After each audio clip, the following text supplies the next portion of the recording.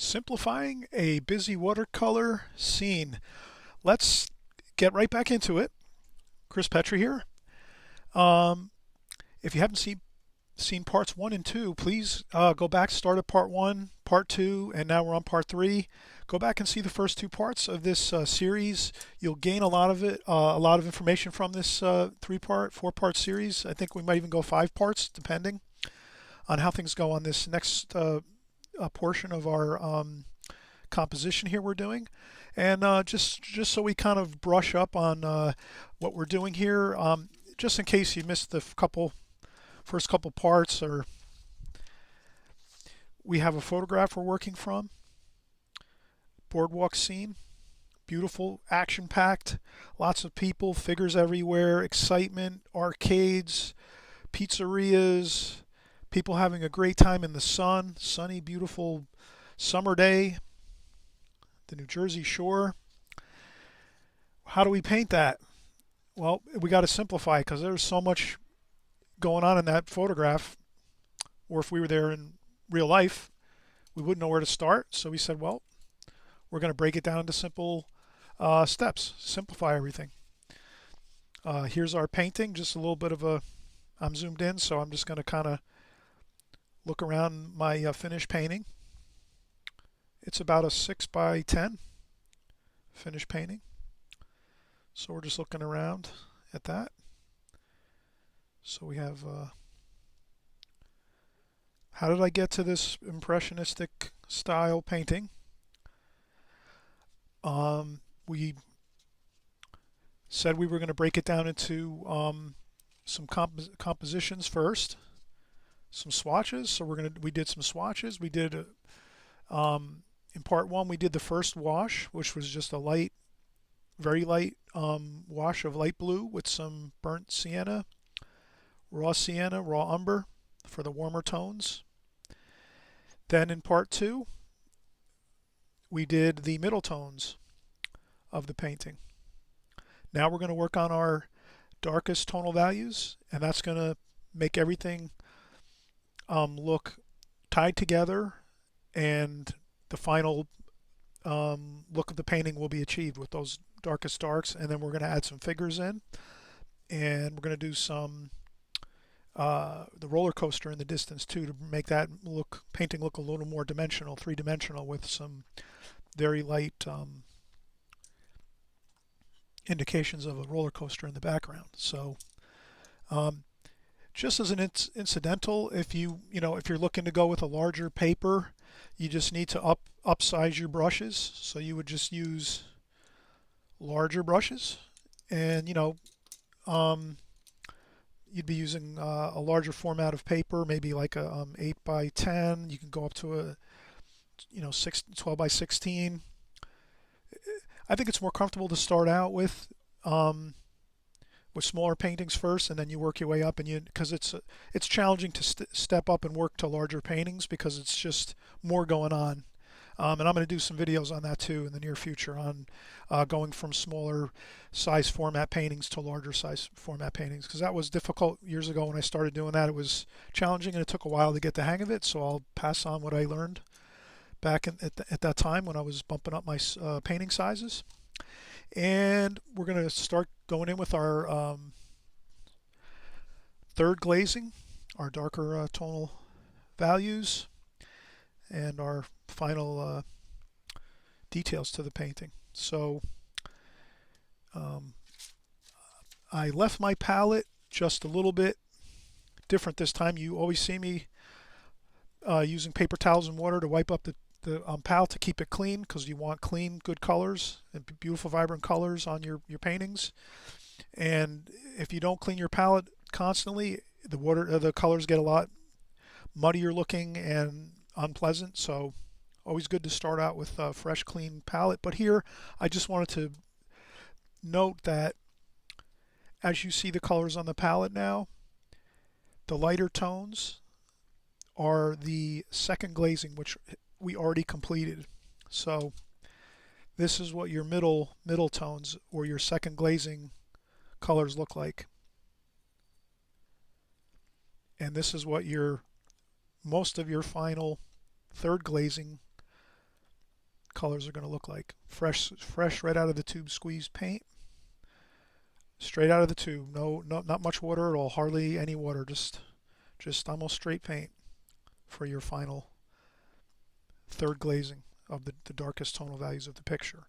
And I'm just constantly referring back to my painting and my photograph to get where those darkest darks are in this small compositional, so that when we go to do our final painting, we have it worked out here already, and we can pin this up or sit this by where we're painting, and we refer back to this and go, yeah, oh yeah, I remember this was all middle tones, and then this was all my first wash, and I let that dry first completely. So we let the lightest wash completely dry first, and then we went in, we did our middle tones. We did the same thing. We're letting this is all completely dry now, and now we'll go in and do our final darkest darks into this painting,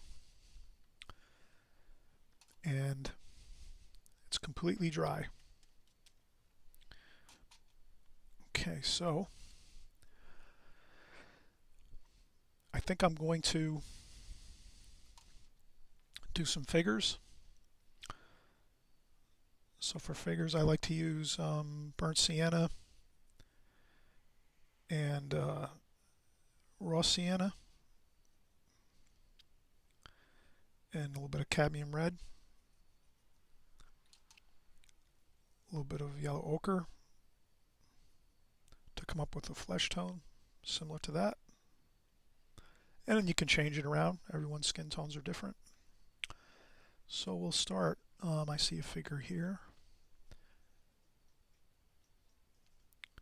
So this is the largest figure, and I'm just going to paint it in there. I could sketch this in if I wanted to, but I'm already have done this painting quite a number of times, so I'm familiar with it. I can kind of just go in and paint it straight without any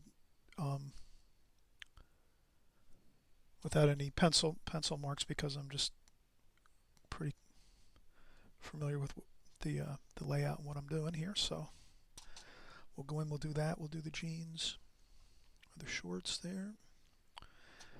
And this is just a compositional. I'm not trying to get this perfect or anything like that.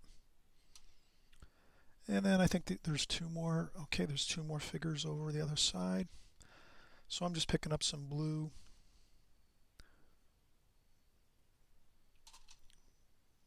for the figures on the other side, and I tend to use a tissue alongside my palette. You could use a sponge if you want, a damp sponge, and take off a little paint off the brush sometimes, just so there's not that much water on there. And then we'll do there's two figures over here.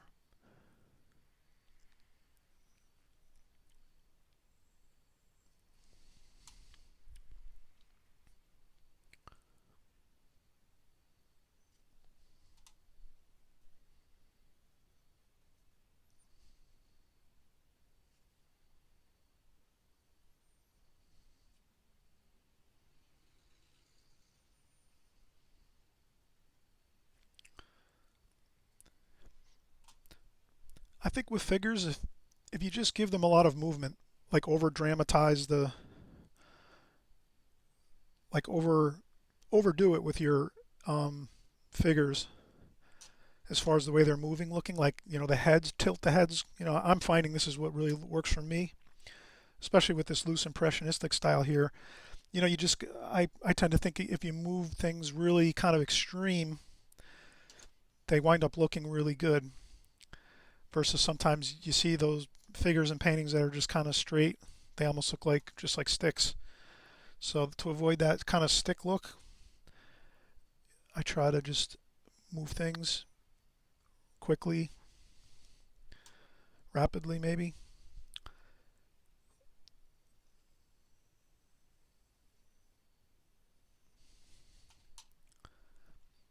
And we have some more figures over here.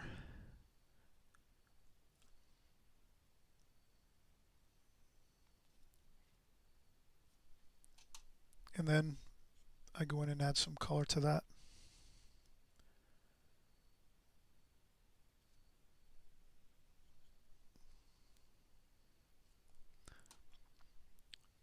And this is just a compositional thing here, so we're not really too too fussy, just trying to get some ideas down here. Okay, so that's pretty good. We have some groupings of some people, and we're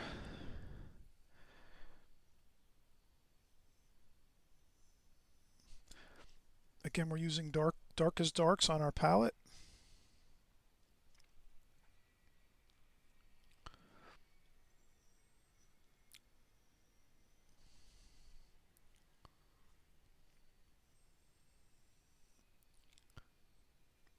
And we can put some shadowing.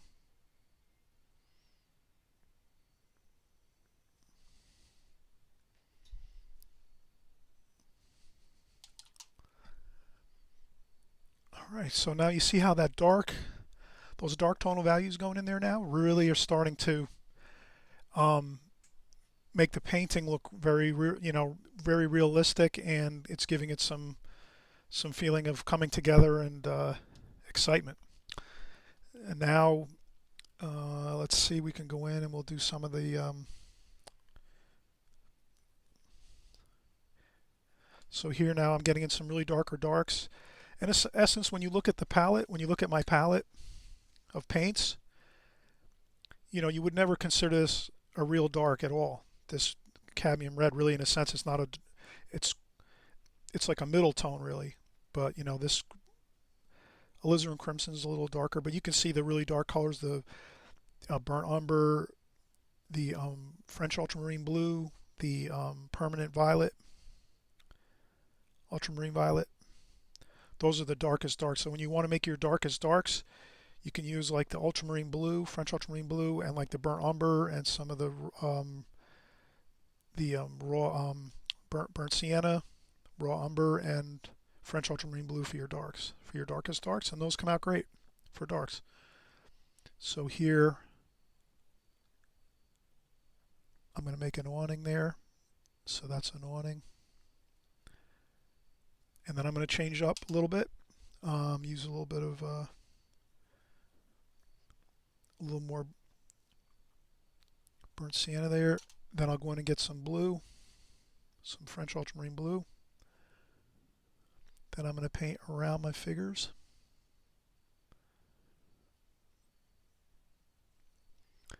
And then as it comes down toward the bottom of the page, behind those figures, I'm going to dry off my brush a little bit and then just lightly drag this down to get a light kind of feel back there. I'm using rough watercolor paper so you can get those nice effects with the watercolor paper, the broken look. And we'll do the same thing here. We'll get some awning shapes. Then here we have that tram car there.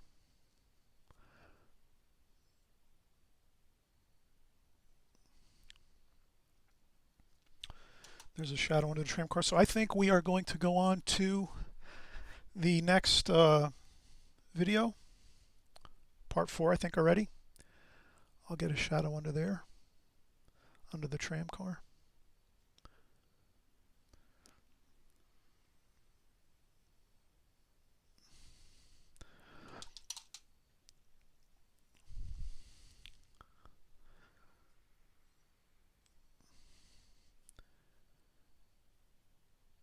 And we're doing some darks in there.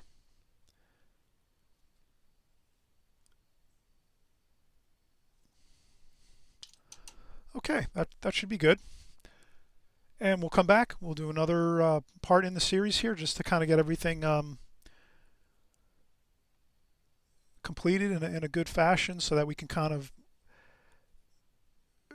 review the idea of what we did here as far as doing the small compositions here to get our preparations ready for our finished painting. Okay, so we'll see you in a few minutes.